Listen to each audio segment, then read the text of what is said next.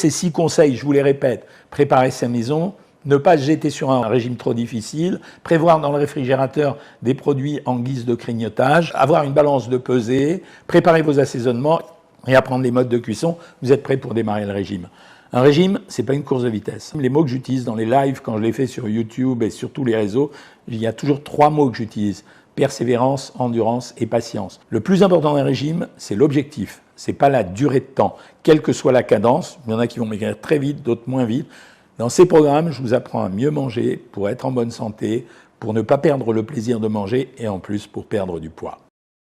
Ces 6 conseils, je vous les répète: préparer sa maison, ne pas se jeter sur un régime trop difficile, prévoir dans le réfrigérateur des produits en guise de grignotage, avoir une balance de pesée, préparer vos assaisonnements et apprendre les modes de cuisson. Vous êtes prêts pour démarrer le régime.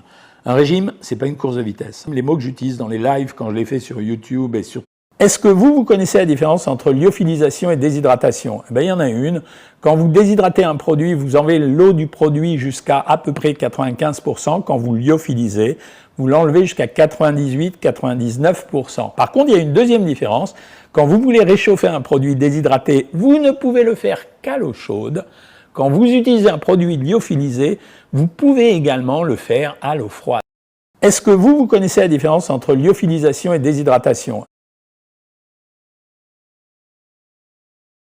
Vous croyez sûrement que la lettre recommandée, c'est la preuve parfaite. Mais en réalité, ce n'est pas si simple. Si vous envoyez une lettre recommandée sous format papier, vous aurez à ce moment-là la preuve qu'à telle date, vous avez envoyé un pli à telle personne. Mais pour autant, vous n'aurez pas la preuve du contenu de cet envoi. Le destinataire de mauvaise foi peut parfaitement dire que dans l'enveloppe, il y avait du papier journal. Si vous voulez prouver le contenu de votre envoi recommandé, il y a 2 solutions. La première, vous doublez votre envoi recommandé par courriel.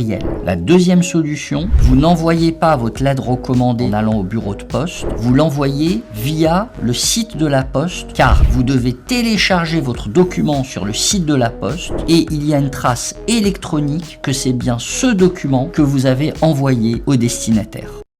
Vous croyez sûrement que la lettre recommandée, c'est la preuve parfaite. Mais en réalité, ce n'est pas si simple. Si vous envoyez une lettre recommandée sous format papier, vous aurez à ce moment-là la preuve qu'à telle date, vous avez envoyé un pli à telle personne. Mais pour autant, vous n'aurez pas la preuve du contenu de cet envoi. Le destinataire de mauvaise foi peut parfaitement dire que dans l'enveloppe, il y avait du papier journal. Si vous voulez prouver le contenu de votre envoi recommandé, il y a 2 solutions. La première, vous doublez votre envoi recommandé par courriel. La deuxième solution, vous n'envoyez pas votre lettre recommandée en allant au bureau de poste, vous l'envoyez via le site de la poste, car vous devez télécharger votre document sur le site de la poste et il y a une trace électronique que c'est bien ce document que vous avez envoyé au destinataire.